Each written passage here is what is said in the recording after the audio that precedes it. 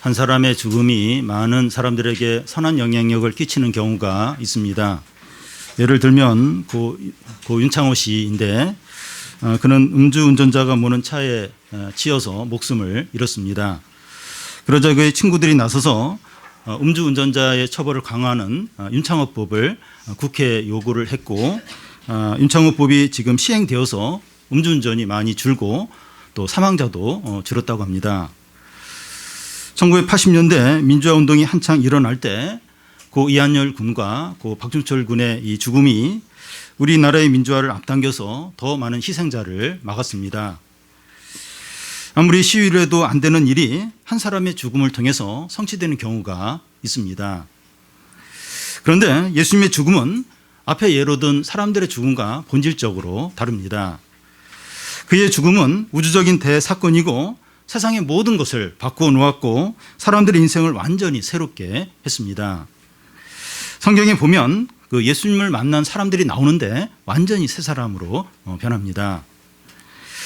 우리는 이 교회 안에서 그 예수님 믿고 변화된 사람들을 보고 있고 우리 자신을 볼 때도 참 새 사람이 된 것을 느낍니다. 물론 죄성과 약점이 남아 있기는 하지만 그래도 변하고 새 사람이 된 것은 분명합니다. 이 모든 것은 예수님의 죽음에 기인한다고 할 수 있습니다. 그런데 현재 우리는 경제적인 어려움과 진로 문제와 또 공부 문제와 가정의 여러 문제로 고민하고 있는데 이런 것들과 예수님의 죽음이 무슨 상관이 있을까 하는 생각이 들 수 있습니다. 그런데 우리의 먹고 사는 문제와 예수 그리스도의 죽음은 깊이 관계가 있습니다. 우리가 그리스도의 죽음의 의미를 깨닫고 믿으면 더 이상 이 먹고 사는 문제에 대해서 염려하지 않게 됩니다. 예수 그리스도의 죽음이 우리의 모든 염려와 두려움을 본질적으로 해결해 주기 때문입니다. 오늘날 신자들이 이제 불행한 이유는 돈이 없어서가 아니라 예수 그리스도를 진정으로 믿지 않기 때문이라고 볼 수 있습니다. 돈이 없으면 힘들긴 해도 불행하진 않아요. 근데 예수 그리스도를 믿을 때 절대 불행하지 않습니다. 예수님은 마지막 한 주를 보내시면서 금요일 새벽까지 재판을 받으시고 또 오전에 골고다 언덕에 끌려가셔서 십자가에 못 박히십니다. 사람들은 십자가에 달린 예수님께 온갖 조롱과 모욕을 했습니다. 이 시간에는 십자가에 달린 예수께서 죽으시기 전까지 이루어진 일들과 또 죽으셨을 때 나타난 표적들을 살펴보겠습니다. 먼저 그 예수께서 십자가에 달려 죽으시기 전까지 일어난 일들을 이제 보겠습니다. 45절을 보면 제6시로부터 온 땅이 어둠이 임하여 제9시까지 계속되더니, 이 성경에 나오는 시간에 플러스 6을 하면 이제 한국 시간이 됩니다. 예수님은 오전에 십자가에 달리셨는데 제6시 곧 12시에 12시부터 온 땅이 캄캄하게 어둠이 임해서 제9시 곧 오후 3시까지 계속 그 어둠이 임했습니다. 예수님은 오후 3시에 돌아가셨습니다. 예수께서 십자가에 달려 죽으시기까지 3시간 동안 그 어둠이 이제 임한 것을 사람들은 이제 과학적으로 나름대로 이렇게 설명을 하려고 합니다. 대표적인 것이 이제 일식인데, 일식이란 이제 지구와 달과 태양이 우주에서 이제 일직선이 될 때 지구에 이제 어둠이 이제 임하는 것을 이제 말합니다. 그런데 그때가 유월절 기간인데 일식이 일어날 그런 시기가 아니고 또 일식이 생겼다 해도 3시간 동안 계속 어둠이 임하지는 않습니다. 이 정오 밝은 대낮에 갑자기 캄캄한 어둠이 임했다고 하는 것은 초자연적인 현상이고 하나님께서 하신 일입니다. 이 성경에는 어둠이 이제 자주 나오는데 심판을 의미합니다. 애굽의 10가지 재앙 중에서 9번째 재앙이 흑암 재앙이었습니다. 아모스서 8장 9절에 보면 주 여호와의 말씀이니라 그날에 내가 해를 대낮에 지게 하여 백주의 땅을 캄캄하게 한다고 말씀합니다. 대낮인데 갑자기 캄캄해지는 것은 하나님의 심판을 의미합니다. 예수께서 십자가에 달려있는 3시간 동안 하나님께서 캄캄한 어둠이 임하게 하신 것은 심판을 나타내신 겁니다. 무엇을 심판하는가 하면 사람들의 모든 죄에 대해서 심판을 이제 나타내신 겁니다. 사람의 죄가 얼마나 심각하고 큰가 하면 하나님의 아들이 그 죄를 대속하기 위하여 십자가에 달려 죽어야 하고 하나님은 땅에 캄캄한 흑암을 내려서 진노를 나타내십니다. 여러분, 그 죄인인 우리가 흑암 가운데 십자가 고통을 당하면서 죽어야 하는데 하나님의 아들이 우리를 대신해서 심판을 받고 계신 겁니다. 예수께서 흑암 가운데서 십자가에 달려 죽으심으로 우리가 영생을 얻어서 빛 가운데 살게 된 것입니다. 우리가 이제 영생을 얻어서 빛 가운데 살고 있어요. 근데 그렇게 될 수 있었던 게 하나님의 아들이 흑암 가운데서 십자가의 고통으로 죽어갔기 때문에 우리가 영생을 얻고 빛 가운데 살고 있는 겁니다. 오후 3시가 되었을 때 예수께서 어떻게 하십니까? 46절을 보면 제9시쯤에 예수께서 크게 소리질러 이르시되 엘레리 라마 사박다니 하시니 이는 곧 나의 하나님 어찌하여 나를 버리셨나이까 하는 뜻이라. 오후 3시가 되어서 예수께서 크게 소리를 지르시면서 엘레리 라마 사박다니, 엘레리는 하나님이란 그 이제 히브리어이고 라마 사박다니 하는 건 아람어입니다. 나의 하나님 어찌하여 나를 버리셨나이까 하는 뜻입니다. 예수님은 복음서에 보면 하나님을 부를 때 아바, 아빠, 아버지라고 항상 불렀습니다. 근데 여기서는 유일하게 공식 호칭인 하나님이라고 부르고 있습니다. 왜냐하면 지금 이 순간에는 아버지와 아들의 관계가 아니라 재판장과 죄수의 관계이기 때문입니다. 예수께서 사람들의 죄를 짊어지시고 죄인의 대표로서 재판장이신 하나님께 심판을 받고 있는 겁니다. 의로우신 재판장은 죄에 대해서 철저하게 진노하고 심판하고 저주할 수밖에 없습니다. 자기의 사랑하는 아들이라도 사람의 죄를 짊어지고 있기 때문에 철저하게 심판하지 않을 수 없습니다. 예수께서 큰 소리를 지르고 고뇌하시는 이유가 무엇입니까? 이 십자가로 인한 육체의 고통 때문이 아니라 하나님 아버지께 버림을 받았기 때문입니다.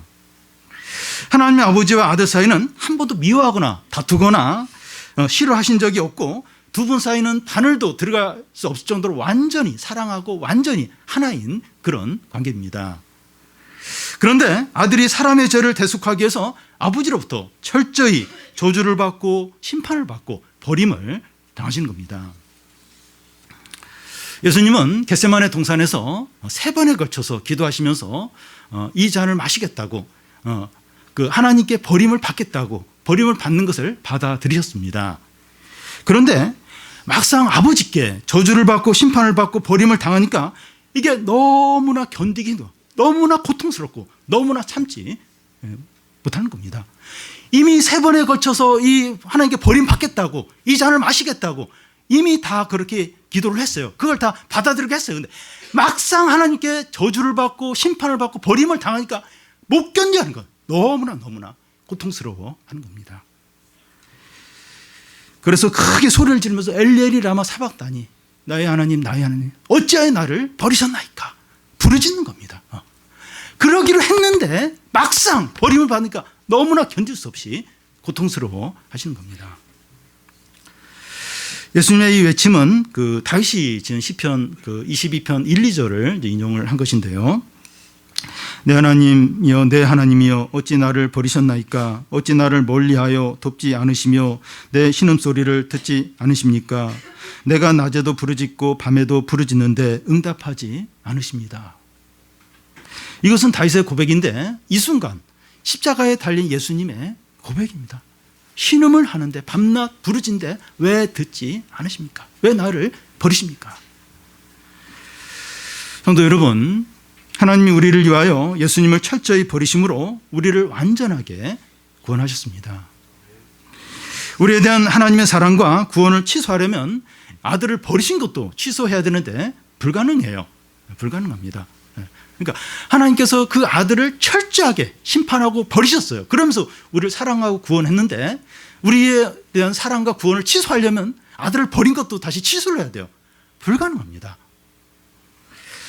자기의 사랑하는 독생자 아들을 이렇게 철저하게 버리시면서 우리를 사랑하고 구원하셨는데 우리가 하나님의 사랑과 보호를 의심하거나 불신할 수 있겠습니까? 이렇게 처절하게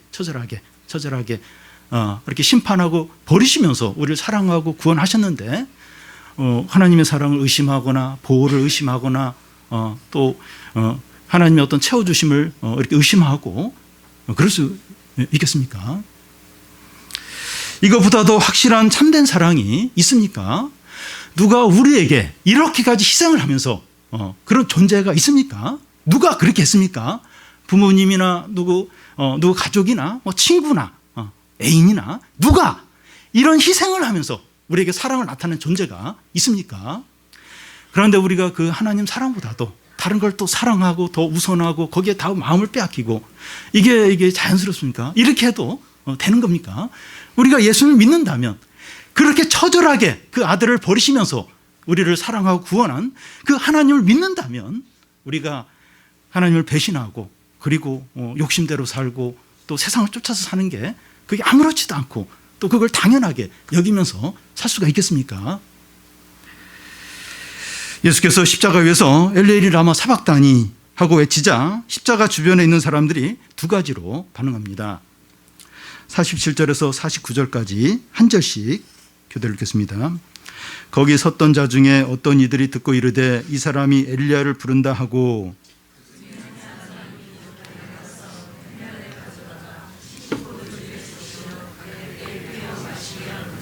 그 남은 사람들이 이르되 가만히 두라 엘리야가 와서 그를 구원하나 보자 하더라. 예수님이 엘리 하시니까 그 십자가 주변에 있는 사람들이 지금 엘리야를 지금 부르고 있구나 이렇게 여겼습니다. 유대인들에게 엘리야는 마지막 날 이제 메시아가 와서 이제 구원 사역을 할 때 옆에서 도와주는 그런 메시아로 유대인들은 생각했습니다. 또 십자가 주변에 있던 사람들 중에 예수님이 십자가 위에서 부르짖으니까 예수님이 지금 뭐가 목마르구나 이제 그런 걸 느끼면서 신포도주를 해면에 찍어서 예수님 입가에 이렇게 마시도록 했습니다. 신포도주는 그 당시 로마 군인들이 이제 음료수로 가지고 다니면서 마시는 그런 값싼 음료수였습니다. 그 신포도주를 스펀지 같은 데 찍어서 예수님 입가에 이렇게 해서 예수님이 조금 그걸 마시도록 하고 있는 겁니다. 예수님께 작은 사랑을 베풀고 있는 겁니다. 근데 그것을 보고 일부 사람들은 그냥 놔두라고 하면서 지금 예수가 엘리야를 부르는데 엘리야가 진짜 나타나서 예수를 구원하는 거 한번 보자. 그거 뭘 주려고 그러지 말라. 이제 엘리야가 나타나서 구원할지 모르는데 한번 그거 지켜보자. 그런 말을 했습니다. 마지막까지 조롱을 했습니다. 여러분, 십자가에 달린 예수님에 대한 태도가 그의 진짜 신앙입니다. 십자가에 달린 예수님을 생각할 때 경외심이 생기고 너무나 감사하고 눈물이 나려고 합니까? 아니면 그리스도 십자가 일하면 싫고 부끄럽고 아무런 감동이 없습니까? 진정한 그리스도인만이 십자가가 기쁨이고 은혜이고 자랑이 됩니다. 그 그리스도 십자가, 우리 죄를 위해서 주님이 죽으셨다. 이런 걸 딱 들을 때 너무 감사하고 감격이 되고 너무 큰 은혜가 되고 그렇지 않으면 그냥 그런 얘기 들을 때 싫은 거예요. 좀 부끄럽고 그런 얘기 들으면 부끄럽고 그리고 아무 감동이 없고 그렇다면 그 신자가 아닐 가능성이 많다는 겁니다. 진짜 신자만이 그리스도만이 십자가에 달린 이 그리스도의 그런 이야기를 들을 때마다 그게 은혜가 되는 거예요. 큰 기쁨이 되는 거예요. 큰 자랑이 되고 그게 엄청난 위로가 이제 됩니다. 예수님 다시 한번 크게 소리를 지르십니다. 50절을 보면 예수께서 다시 크게 소리를 지르시고 영원히 떠나시니라. 예수께서 십자가 위에서 7번 이제 말씀을 하시는데 그걸 가상칠언이라고 합니다. 여기서 크게 이제 소리를 지르신 것은 6번째, 7번째 이제 그 말씀이 아닌가 생각됩니다. 다 이루었다. 아버지 내 영혼을 아버지 손에 부탁하나이다 하는 말씀을 큰 소리로 이렇게 외치시고 이제 돌아가셨습니다. 여기서 이제 영혼이 떠나시니라 하는데 그걸 문자대로 이제 그 해석을 하면 영혼을 내놓으셨다 하는 겁니다. 예수님은 자기 생명을 내어 놓으셨습니다. 무슨 말인가 하면 예수님은 육체가 탈진해서 서서히 그냥 어쩔 수 없이 죽어 가신 것이 아니라 자신이 스스로 생명을 포기하고 버리신 겁니다.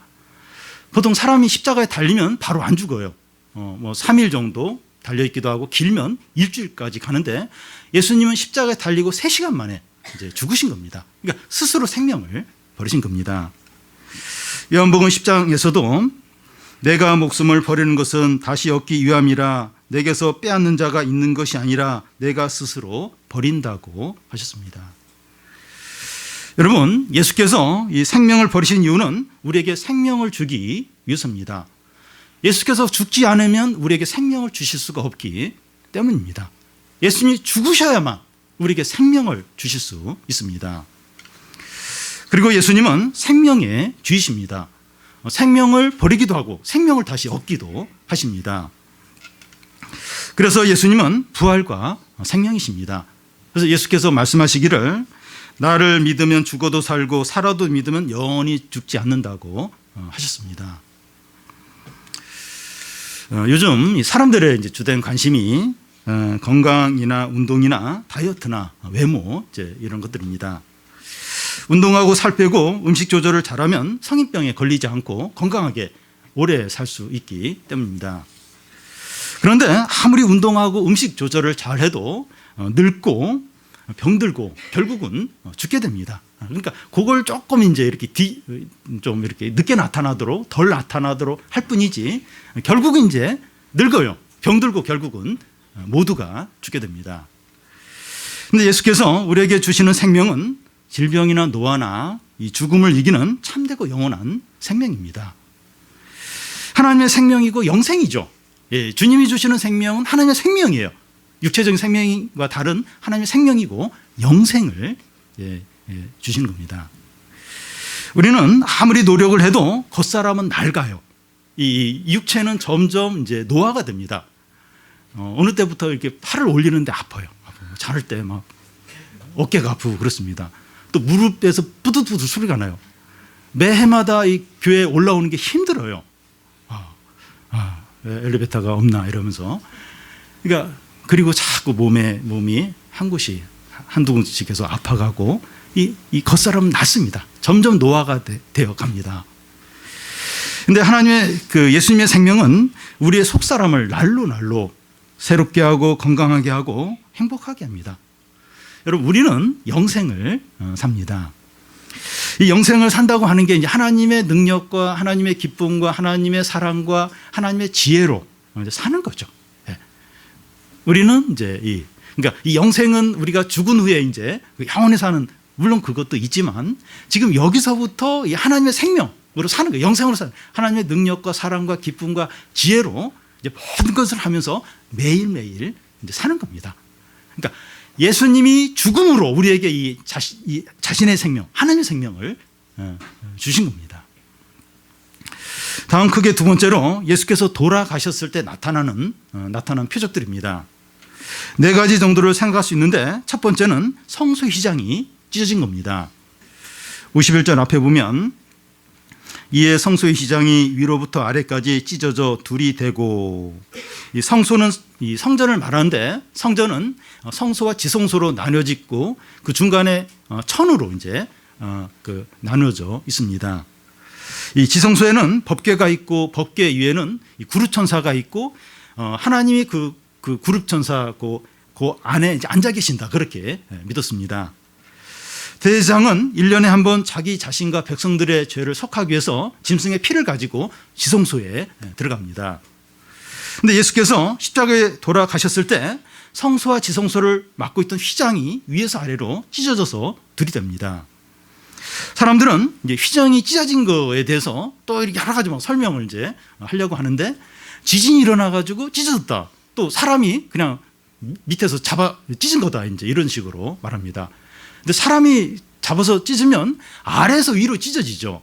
그리고 지진이 일어난다고 그 천이 딱 위에서 아래로 찢어져서 딱 둘로 나뉘고 그렇게 되지는 않습니다. 휘장이 찢어진 이것은 그 초자연적인 일이고 하나님이 하신 일입니다. 휘장이 찢어진 것이 무슨 의미가 있습니까? 그 히브리서 그 10장에 보면, 형제들아 우리가 예수의 피를 힘입어 성소에 들어갈 담력을 얻었나니 그 길은 우리를 위하여 휘장 가운데 열어 놓으신 새로운 살 길이요 휘장은 곧 그의 육체니라. 휘장은 곧 그의 육체니라. 휘장이 예수 그리스도의 육체라는 겁니다. 예수께서 십자가 위에서 자신의 육체를 찢으심으로 휘장을 찢으신 겁니다. 그래서 우리가 예수의 피를 의지해서 지성소에 들어갈 담력을 얻었다는 겁니다. 다시 말해서 이 베드로전서 2장에 보면 우리가 왕 같은 제사장이라고 하는데 우리가 예수님으로 인하여 제사장이 되어서 지성소에 하나님 계신 지성소에 담대히 들어갈 수 있게 되었다는 겁니다. 무슨 말인가 하면 우리가 언제든지 예수의 이름을 의지해서 하나님 아버지께 나아갈 수 있게 됐다는 겁니다. 우리의 어려움과 두려움과 힘든 일과 필요한 이런 일들을 하나님 아버지께 다 말씀드리고 도움을 받을 수 있게 되었다는 겁니다. 예수께서 십자가에서 이 몸을 찢음으로 성소와 지성소를 맡고 있는 휘장을 휘장이 찢어서 둘로 나뉘었어요. 이제 하나님과 우리 사이에 방해될 게 아무것도 없는 거예요. 이제 예수 이름을 부르면서 얼마든지 하나님 아버지께 들어갈 수 있게 된 것입니다. 여러분, 이제 우리가 구의원이나 시의원이나 구청장이나 또 시장을 이렇게 만나려고 하면 안 만나줘요. 그러니까 사회적인 지위가 있으면 좀 가능할지 몰라도 우리처럼 평범한 사람이 뭐 좀 부탁하겠다고 이렇게 만나자 그러면 잘 안 만나줍니다. 또 우리 가족 중에 큰 병이 발견되어서 바로 이제 치료를 받아야 되는데 병원에 누구 아는 사람이 있다 이러면 도움이 돼요. 또 재판을 받아야 하는데 법원에 이제 누구 아는 사람이 있다. 뭐 검사나 판사나 누구 아는 사람이 있다 이러면 큰 도움이 되고, 또 사업을 하는데 행정적인 문제가 있어서 이제 좀 뭐가 이게 해결이 돼야 되는데 고위직 공무원이 있다. 고위직 공무원 아는 사람이 있다 이러면 도움이 됩니다. 물론 이런 도움을 받는 것이 불법이 될 수 있지만 힘 있는 사람과 친할 때, 알 때 이제 도움을 이제 받게 됩니다.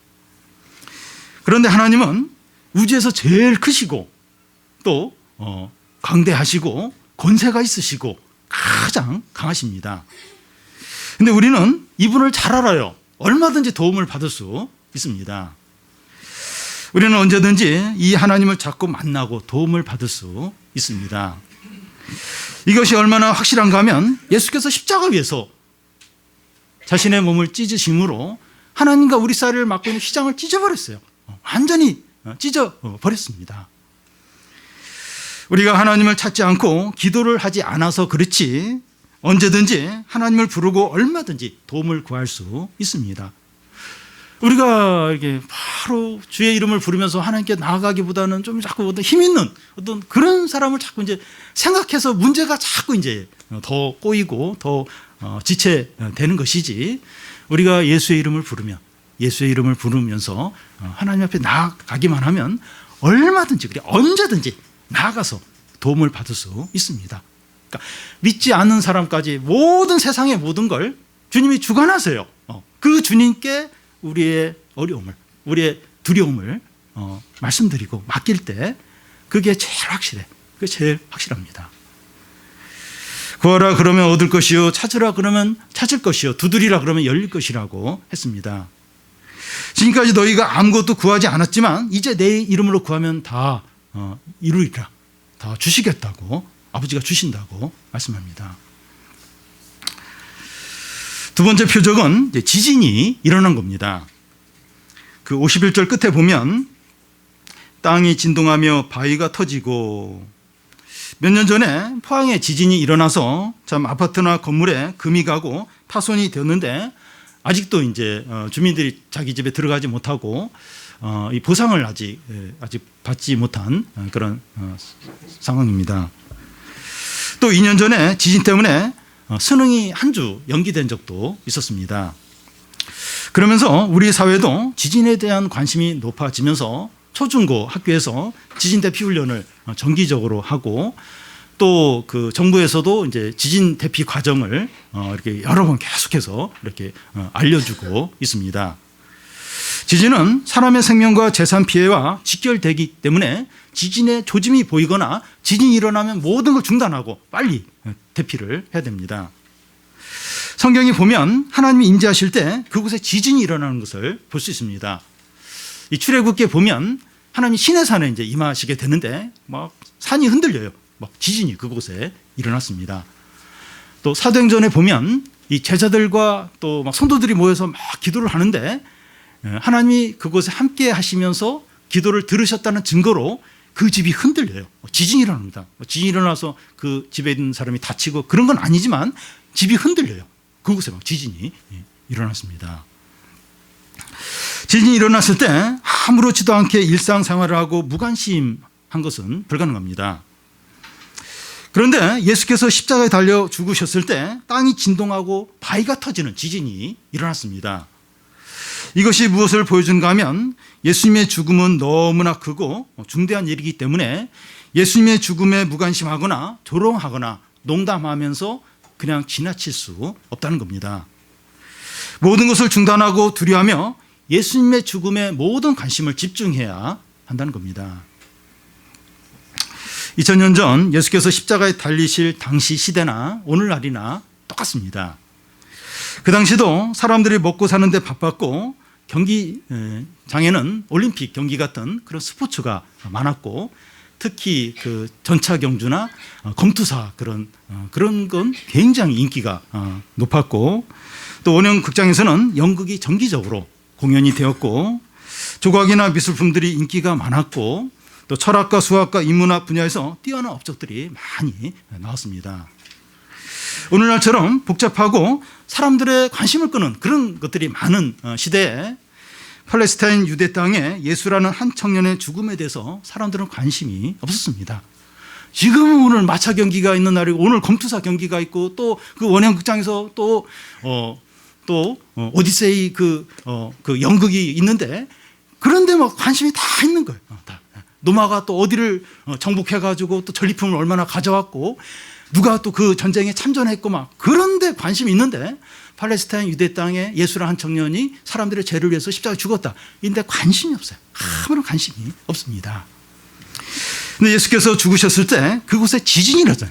지진이 일어나므로 모든 것을 중단하고 두려워하고 예수님의 죽음에 집중하도록 하는 겁니다. 그곳 사람이더라도 그곳 사람이나마 그래도 그 순간 집중해서 그 십자가에 대해서 생각하도록 이제 하는 겁니다. 오늘날 우리도 평상시에는 예수님의 십자가를 잊어버리고 삽니다. 별로 이제 관심을 갖지 않습니다. 그러다가 이제 지진이 일어나면 이제 생각을 하게 됩니다. 무슨 말인가 하면 큰 어려움과 고난이 있어야 예수님의 십자가에 관심을 갖게 됩니다. 전에 우리 교회 한 권사님이 췌장염으로 고생을 여러 날 하신 적이 있는데 그 여러 날 이제 심한 고통을 겪으면서 예수님의 십자가 고통이 이랬을까 하면서 참 큰 은혜를 받았다고 그런 얘기를 하셨습니다. 우리는 지진과 같은 어떤 큰 고난이 있어야 하나님과 예수 그리스도 십자가를 생각하는 경향이 있습니다. 평상시는 생각을 안 해요. 그런데 그런 큰 참 이렇게 너무 좀 이렇게 절망스럽고 또 해결이 안 되고 너무 마음 상하는 어떤 그런 일이 있을 때 이제 하나님을 생각하고 그리스도 십자가를 생각하고 내가 죄인임을 생각을 그때서야 하게 된다는 겁니다. 근데 우리에게 고난이 있거나 없거나 그리스도 십자가는 우리의 삶의 기초이고 중심이고 모든 것이 되어야 합니다. 꼭 어려움이 있어야만이 아니라 어려움이 있거나 없거나 그리스도 십자가를 바라보고 그게 우리의 삶의 중심이 되고 기초가 되고 그게 모든 것이 되어야 합니다. 세 번째 표적은 죽었던 성도들이 다시 살아나는 것입니다. 52절 53절을 한 절씩 교대 읽겠습니다. 무덤들이 열리며 자던 성도들의 몸이 많이 일어나되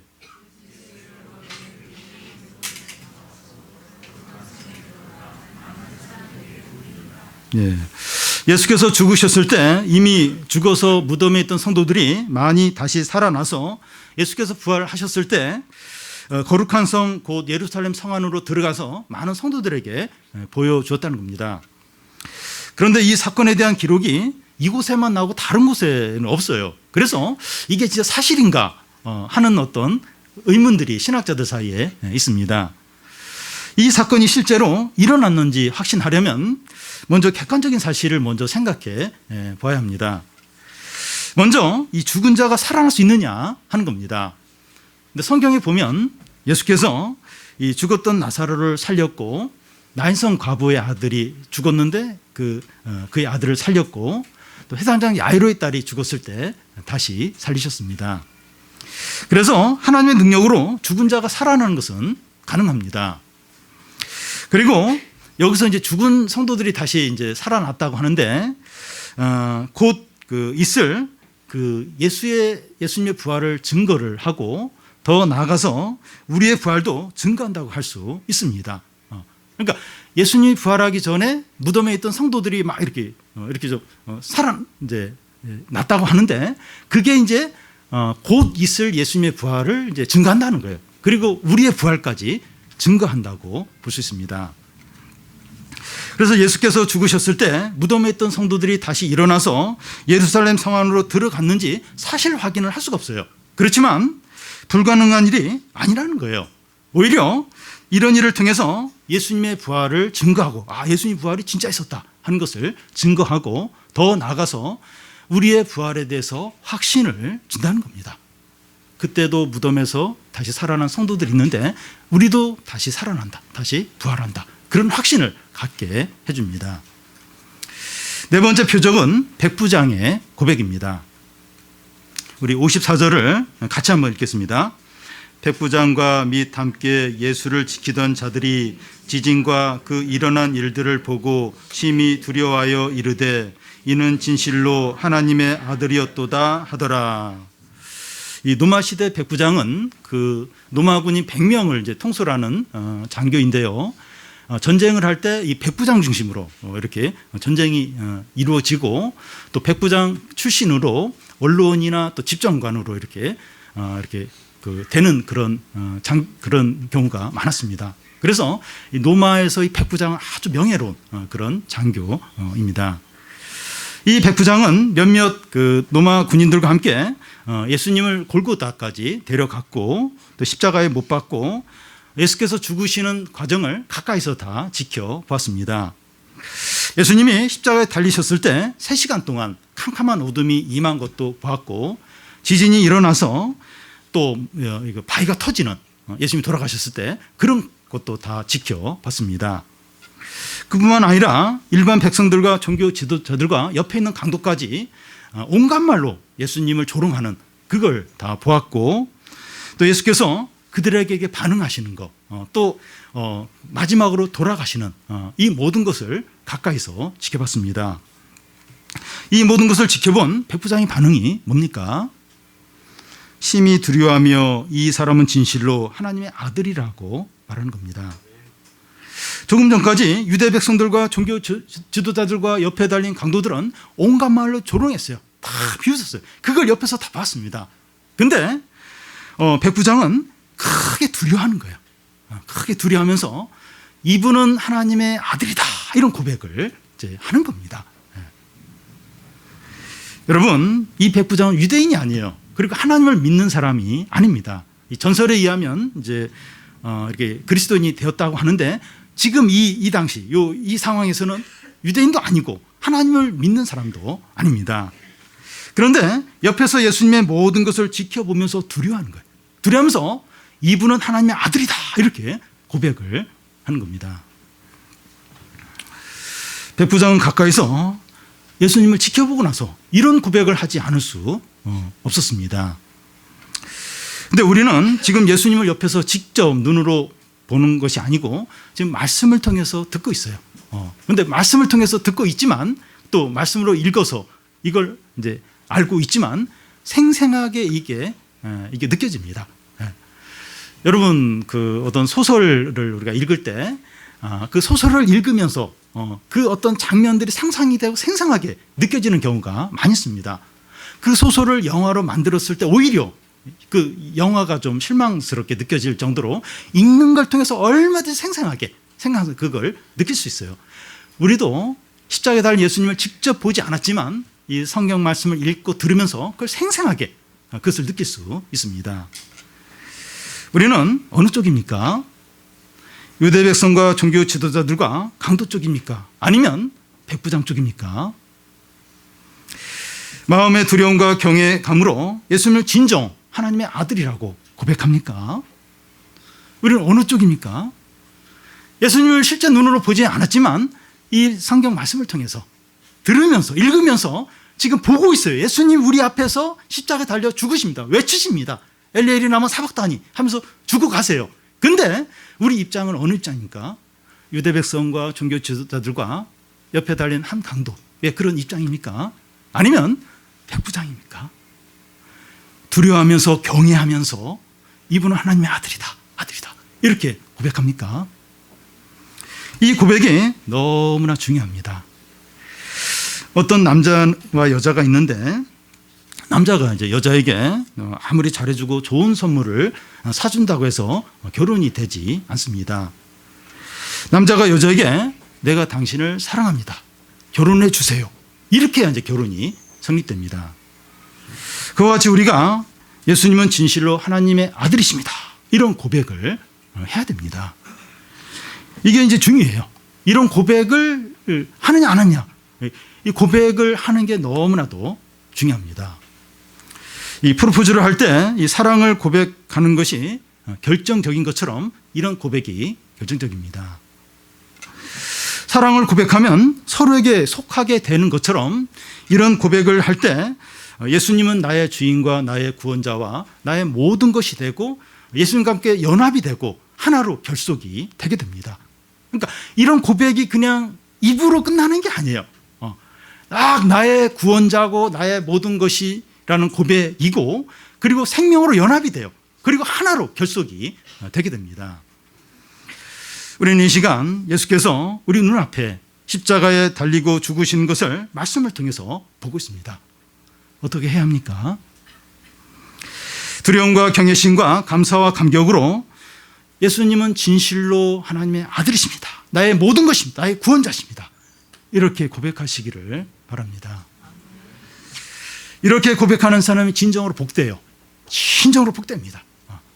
이 사람은 이제 하나님의 모든 구원과 축복과 모든 것을 다 누릴 수 있기 때문에 복됩니다. 마지막으로 예수께서 십자가에 죽으시는 과정을 끝까지 지켜보던 자들이 있었습니다. 55절, 56절을 한 절씩 교대로 읽겠습니다. 예수를 섬기며 갈릴리에서부터 따라온 많은 여자가 거기 있어 멀리서 바라보고 있으니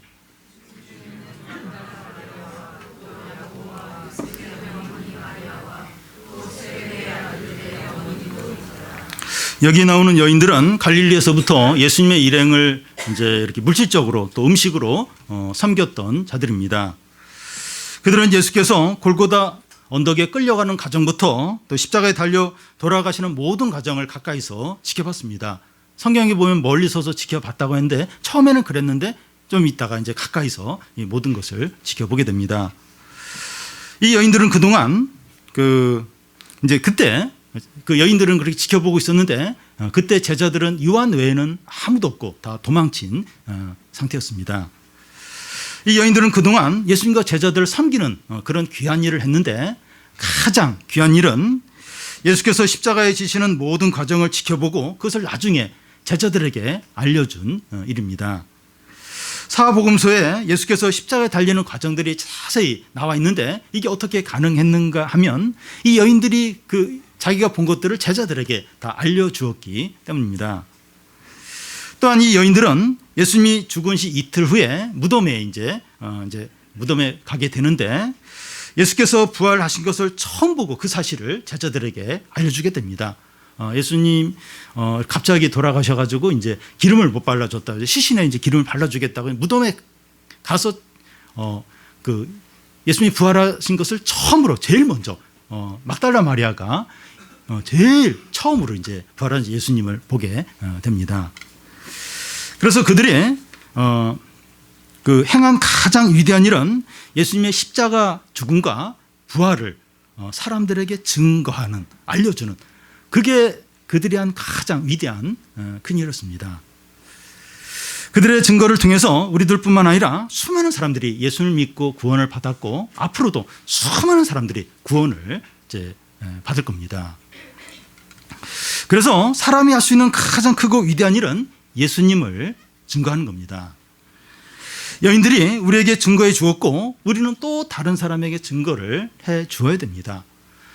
제가 여기 서 있고 우리가 여기 앉아 있는 것은 누군가 예수님을 증거해 줬기 때문에 우리가 예수를 믿게 되었고 하나님의 은혜를 받게 되었습니다. 근데 딱 여기서만 그치고 더 이상 증거가 안 된다면 그건 우리가 또 죄를 짓는 것이라고 생각이 됩니다. 그 복음이 얼마나 귀한 거다. 그 축복이 은혜가 얼마나 큰데 나까지만 딱 받고 더 이상 안전해지는 거예요.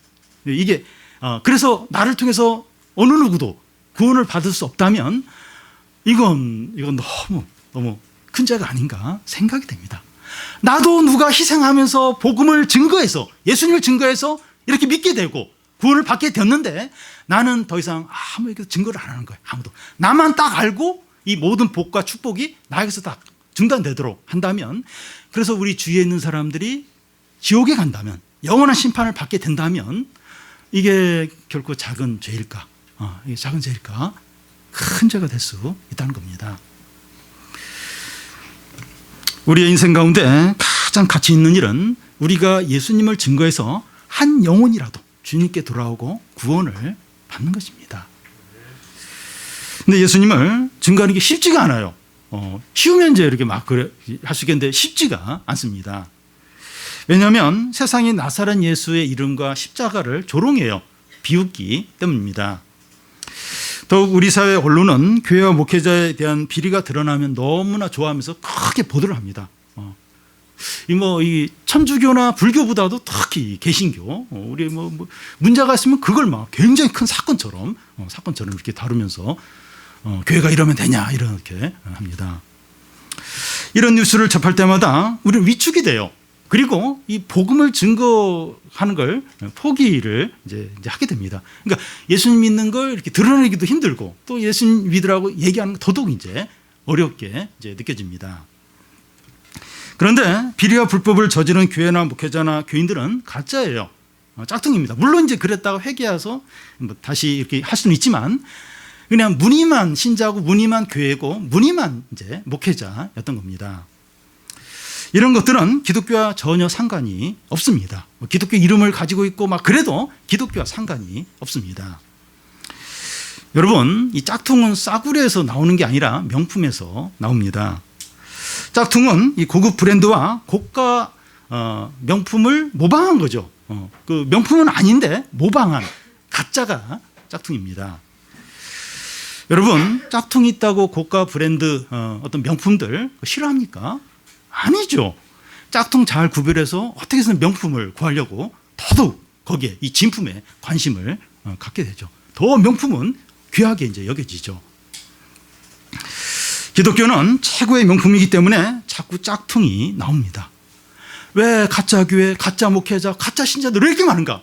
기독교가 너무나 귀한 거예요. 그러니까 자꾸 가짜, 짝퉁들이 계속 나오는 겁니다. 우리는 가짜 교회와 가짜 목회자와 가짜 신자들 때문에 기독교를 의심하지 않도록 해야 됩니다. 그러면서 이 복음 증거하는 것까지 포기하지 않도록. 그래서 우리가 제대로 신앙생활을 해야 되는 겁니다. 우리 교회가 또 우리 사역자들이 우리 교인들이 진짜 이렇게 믿음으로 살아야 돼요. 그래야 이제 예수님이 욕을 안 먹고 하나님 나라가 비웃음을 당하지 않고 그래서 우리가 할 수 있는 한 진짜 믿음으로 말씀대로 살아야 되는 거예요.